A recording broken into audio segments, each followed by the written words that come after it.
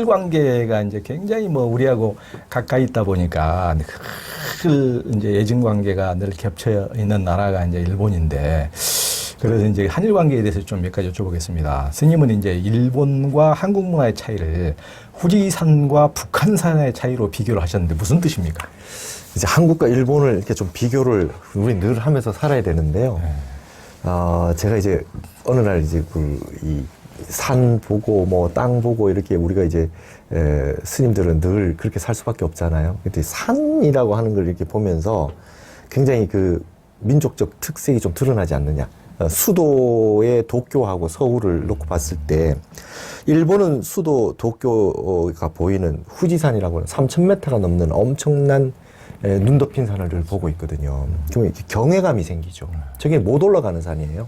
만년설이고.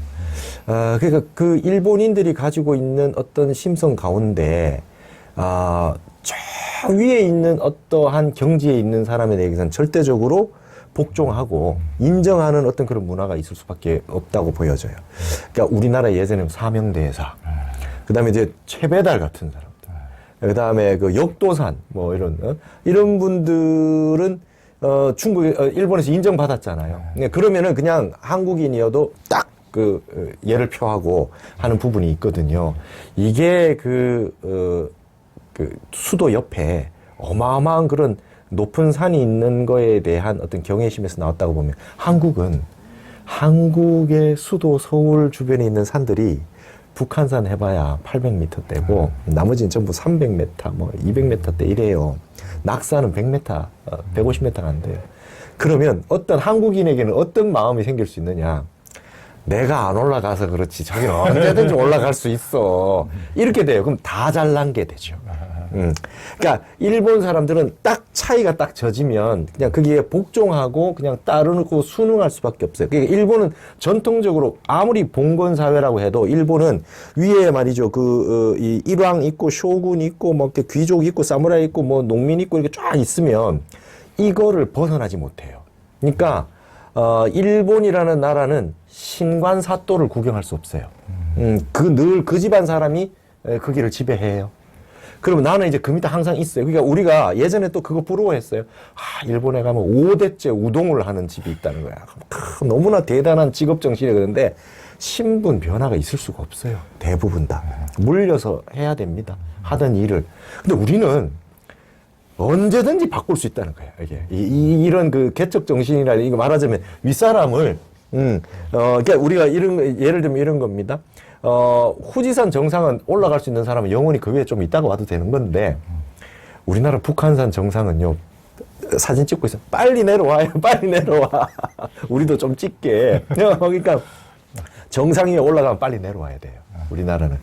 그런 형태가 되니까 빨리빨리 바뀌는 거죠. 이게 빨리빨리 바뀌어야 되고, 그 다음에 이제, 내가 뭐 언제 안 올라가 본 줄 알아? 나도 언제든지 올라갈 수 있어. 이렇게 되는 형태가 되니까 끊임없이 이렇게 변화가, 출중하죠. 그런 형태가 가능한 사회. 그러니까 이런 것들이 이제 일본인과 한국인의 특성을 좀 나타낼 수 있는데, 일본은 특히나 그러한 상황에서 섬나라 국가이기 때문에 영국이나 일본이 가지고 있는 형태를 보면은 섬나라라고 하는 거는 내가 마음에 들지 않는 것이 있다 하더라도 참고 살아야 되죠. 이게 뭐 배가 있어야지 밖을 나갈 수 있으니까. 근데 우리 같은 경우는 한번 욱 하고 이사 가면 됩니다. 그냥 저기 뭐 만주를 가든지 어디 가든지 그냥 걸어서 가면 되니까. 그럴 정도로 형태가 되니까 일본 같은 사람은 마음이 이제 억눌려져 있는 상태를 유지해야 되니까 조직이나 집단에 잘 순응할 수밖에 없죠. 여기를 지켜야 되니까. 그래서 남에게 친절을 베풀 때 의무적으로 반드시 친절을 베풀지만 속으로는 그다지 좋아하지 않을 겁니다. 그래서 일본인들은 남에게 피해를 끼치지 않는 것을 가장 중시하고 집에 초대를 잘 안 하죠. 정말 집에 초대한 사람은 굉장한 손님입니다. 우리 집안에서만이라도 우리는 좀 자유를 누리고 싶다는 거죠. 우리는 막 들어가잖아요. 남의 집이라도. 그러니까 이제 그런 식의 되는 부분이 한국하고 많이 좀 다르다. 대신에 한국은 다이나믹한 어떤 그런 변동이 얼마든지 가능하고 계층의 역전이 언제든지 가능하다고 생각을 하고 그다음에 다 잘났죠.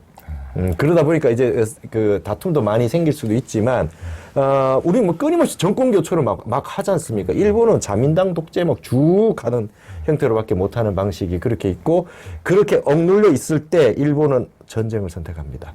그래서 국화와 칼이라는 게 평상시에 국화를 아름답게 정원 꾸미고 막 이러고 있다 갑자기 칼 들고 외국으로 뛰쳐나가서 한번 집단 무의식을 폭력으로 한번 풀어야 되는 그런 방식들이 좀 있지 않냐. 혼내와 다떼마에가 다른 이유들, 우리는 그냥 있는 그대로서 그냥 터트릴 수 있는 그런 부분들이 좀 차이가 있다, 이렇게 좀 보여지는 것 같아요. 굉장히 진짜 명쾌한 비교네요. 그러니까 일본은 이제 후지산처럼 어떤 경외감을 가진, 그러니까 힘센 자에게 굴복하는, 그러니까 한일 간에 끝내 풀리지 않는 것도 이제 일본에서는 한번 그때 이제 무사 시대에도 힘센 자가 한번 딱 꺾고 나면 상대방은 딱 굴복하고, 사무라이들도 전부 다 이제 그런 것을 당연시하고, 이제 쇼군한테도 절대 굴복하고, 힘센 자가 무조건 다스리는 것은 너무 당연시하고, 그러니까 니들이 힘없어 가지고 우리나라한테 집합하고 졌으면서도 왜 지금까지도 니들이 힘없어서 하시면서도 얘 이렇게 계속 끝내 이러느냐고 이제 일본인들은 이해를 못한 거고, 우리는 이제 어떤 힘센 자도 굴복하지가 않는 거죠. 한국인들은 그러니까 우리가 태국 같은 데 가면은 태국 국왕에 대해서 그들의 절대적인 존경심을 보고 완전 부처님하고 똑같이 부처님 이상으로 이렇게 존경하는 거 보고 깜짝 놀래고, 무슨 영국 같은 이렇게 먼저 민주화됐다고 그러지만 지금도 여왕을 못 오가면 그 모독죄가 있지 않습니까? 근데 우리는 대통령도 동네 개 부르듯이 항상 그런 나라는 이제 한국밖에 없죠. 항상 동네 개하고 없어 그냥 씨를 붙이지, 나는 전부 다 그냥 이름이지, 이름 석자지. 홍길동, 개똥이, 소똥이, 말똥이처럼 똑같이 전부 다 대통령도 이름 부르고, 그리고 우리나라는 약자에 대해서는, 약한 나라에 대해서는 태국 사람, 필리핀 사람, 베트남 사람 이러면서 무슨 꼭 강한 나라, 미국 놈, 일본 놈, 러시아 놈, 중국 놈, 꼭 강한, 니들이 강해봤자지. 그러니까 굉장히 이런 게 그 강자에 대해서 어떤 주체적으로 그냥 맞아요. 쉽게 굴복하지가 않는 민족이에요. 이렇게 만약에 그렇게 쉽게 굴복했다면 이 나라가 존재하지도 않았을 거고. 네. 그러니까 강한 것에 대해서 이렇게 뭐랄까 진짜 쉽게 굴복하지 않는 곤조랄까. 뭔가 이게 엄청나게 근성이랄까. 이런 것들이 굉장히 있는 나라고. 그러니까 스님께서 말씀하신 내가 안 올라가서 그렇지, 나도 다 올라갈 수 있어. 내가 안 해봐서 그렇지, 내가 너만큼 못할 줄 알아. 비판 의식이 엄청 강합니다. 조금만 잘못하면 야, 내려와. 그런 게 하여튼 독특한, 힘에 쉽게 굴종하지 않는 굉장히 근성, 다이나믹한 그런, 그러니까 개인의 주체성들이 하나하나가 굉장히 그 차돌맹이처럼 이런 게 있는 나라죠.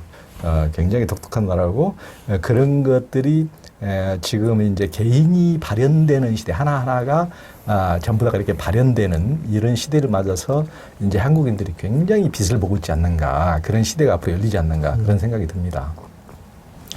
타너 스님은 이제 지축이 바로잡히면 일본 열도의 대부분이 침몰할 것이라고 했는데, 그렇게 되면 일본이란 나라의 존립이 이제 어렵게 될 텐데, 타너 스님이 독립운동가인 김홍경, 부친의 영향을 받아서 민족주의적 성향이 강했기에 민족주의와 반일 감정이 반영된 내용은 아닐까요? 좀 그런 것 같아요. 타너 스님, 그러니까 그냥 반일 정도가 아니라 배일이에요. 본인이 그렇게 얘기해서 배일, 배타적이었어요. 일본 사람들에 대해서 과보가 많다. 그래가지고 그 절에 일본인 스님이 한 명 와서 있었는데 굉장히 무시했다는 거예요. 완전 배타적. 그리고 스님 일본인 학자 주석 책 하나도 이용하지 않습니다. 주석 다실 때. 그러니까 우이학구주 이런 사람들 책이 얼마나 엄청나게 책들 많잖아요. 근데 나카무라 하지메 이런 사람들 책들 다 봅니다. 근데 타너 스님 일체 그 주석을 달지 않아요. 완전 민족주의 사상으로 그게 직접 아버지가 당하는 그 옥살이 하시는 걸 봤고, 그거는 10대 때 잊혀지지 않는 어떤 그 상황이었던 것 같아요. 이 터무니없이 당한 거기 때문에. 그래서, 타너 스님은 이제 그 일본이라고 하는 처음에는 이제 객관적인 역학적인 방식으로 했겠지만, 거기에다가 스님은 이제 과보가 있다라고 하는 거에 대해서 집단 과보를 받을 것이다라고 하는 거에 대해서 그렇게 하는 부분이 있었고, 그리고 저기 한국인들이 말하자면 그만큼 당했는데도 불구하고 또 다 잊어버리고 그냥 냉창하게 이렇게 그냥 되는 부분에 대해서는 그건 옳지 못하다는 생각을 좀 하셨던 것 같아요. 다시는 그렇게 당하지 않고 우리의 힘을 기르고, 그다음에 우리가 정신을 똑바로 차리고, 그다음에 민족 정신을 좀 챙겨야 된다. 이렇게 외세에 너무 그렇게 정신없이 하는 부분은 안 되겠다, 이런 생각을 조금 하셨던 것 같아요. 네.